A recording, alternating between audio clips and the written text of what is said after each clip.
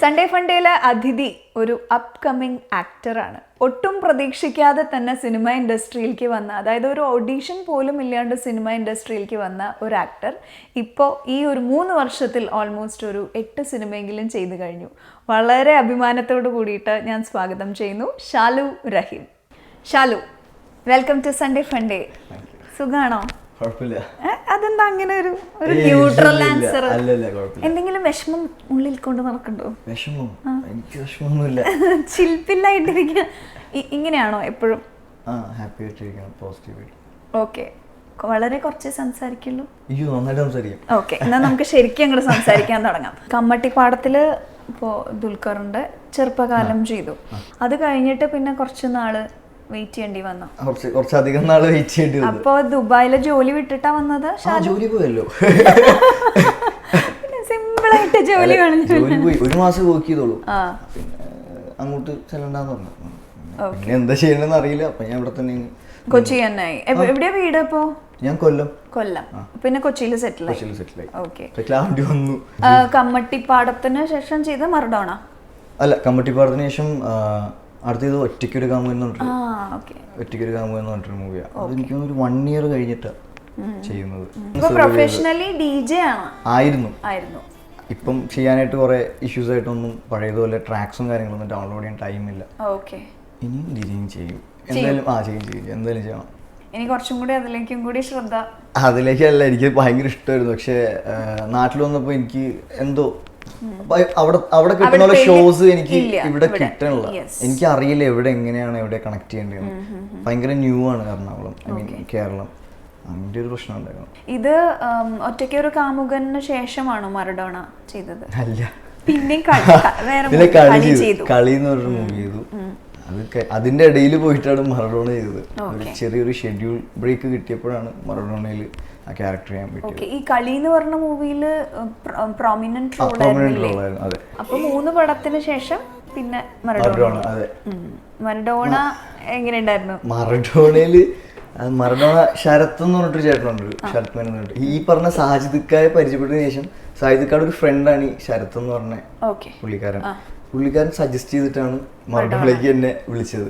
അപ്പൊ ഞാൻ അവിടെ ചെന്നു. അപ്പോൾ ആ ഒറ്റയ്ക്കൊരു കാമുകം കഴിഞ്ഞ ആ ഒരു ടൈമായിരുന്നു തോന്നുന്നു മീറ്റ് ചെയ്തത്. 6 months പ്രയറാണ് കണ്ടിരുന്നു. അപ്പം മുടിയൊക്കെ ഷോർട്ട് ചെയ്ത് ക്ലീൻ ഷേവ് ചെയ്തിട്ട് പറ്റുന്നില്ല, മീശയും താടിയൊക്കെ മുടിയൊക്കെ വളർത്തി നമുക്കൊന്നും കൂടി ഇരിക്കാന്ന് പറഞ്ഞു. പ്രൊജക്ട് ഇങ്ങനെ മാറി. കളിയുടെ ഇടയ്ക്ക് ഒരു ദിവസം ബ്രേക്ക് കിട്ടിയപ്പോഴത്തേക്ക് എന്നെ വിളിച്ചു വരാൻ പറഞ്ഞിട്ട്. അപ്പോൾ ഒരു ഡേറ്റ്സ് പറഞ്ഞു. ഗുരുവായൂർ വിളിച്ചു എന്നെ. ഷൂട്ട് പറഞ്ഞ തലേ ദിവസം വിളിച്ചു, ഒന്നും കൂടി കൺഫർമേഷൻ. അപ്പം ഡേറ്റ്സ് പറഞ്ഞു. ഡയറക്ടർ ഞാൻ ചേട്ടാ ഡേറ്റ് ഇങ്ങനെയല്ല, ഇത് ഇങ്ങനെ ചെയ്യാൻ ഇതാണ് ഡേറ്റ്സ് കാര്യങ്ങൾ. അപ്പോൾ ഞാൻ നജീം കാർത്ത് പോയിട്ട് വന്നു. നജീം പറഞ്ഞാൽ ഒന്നും ചെയ്യാൻ പറ്റില്ല, എല്ലാം സീനിയർ ആക്ടേഴ്സാണ്, ഞാൻ എന്ത് പറയാം അവരുടെ അടുത്ത് പറഞ്ഞിട്ട്. അപ്പം ഞാൻ വിഷ്ണുട്ടാ രക്ഷയില്ല, ഇവിടെ ഡേറ്റ് കിട്ടുന്നില്ല. അത് കുഴപ്പമില്ല, നമുക്ക് അടുത്ത പടം ചെയ്യാമെന്ന് പറഞ്ഞു. ഇത് പറഞ്ഞ് 2 ദിവസം മഴ കൂടിയിട്ട് പടം ഷെഡ്യൂളായി കളി.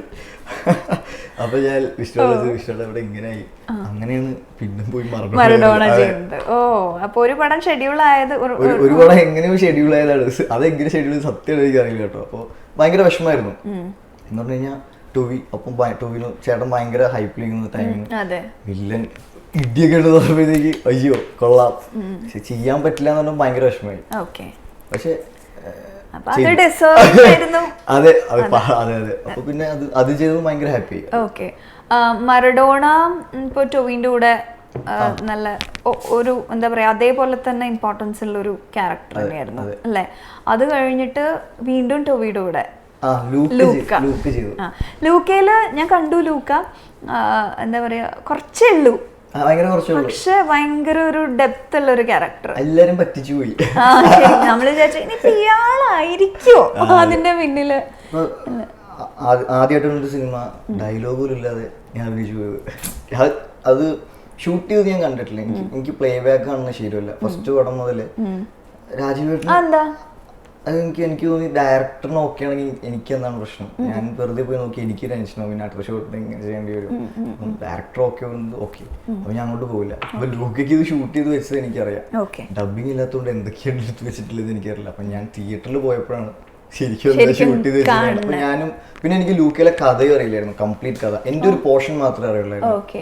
ഈ ജാലിയൻ വാലാബാഗ് എന്ന് പറഞ്ഞ പടത്തിന്റെ പ്രൊഡ്യൂസേഴ്സിന്റെ തന്നെയാണ് ലൂക്കയും പ്രൊഡ്യൂസ് ചെയ്തിട്ടുള്ളത്. അപ്പൊ അങ്ങനെയാണ് ഞാൻ ലൂക്കയിലേക്ക് വരുന്നത്. അപ്പോ ജാലിയൻ വാലാബാഗ് കഴിഞ്ഞിട്ടാണ് ലൂക്ക ചെയ്യണത്? അതെ അതെ അതെ, ജാലിയൻ കഴിഞ്ഞിട്ടാണ് ചെയ്യുന്നത്. ജാലിയൻ ലാസ്റ്റ് ജാനുവരി കഴിഞ്ഞത്. ഓക്കെ, അതിലും ഈ പറഞ്ഞ പോലെ ഒരു പ്രോമിനന്റ് റോൾ ആയിരുന്നു. ജാലിയൻ നായകനായിരുന്നു ആദ്യമായിട്ട്.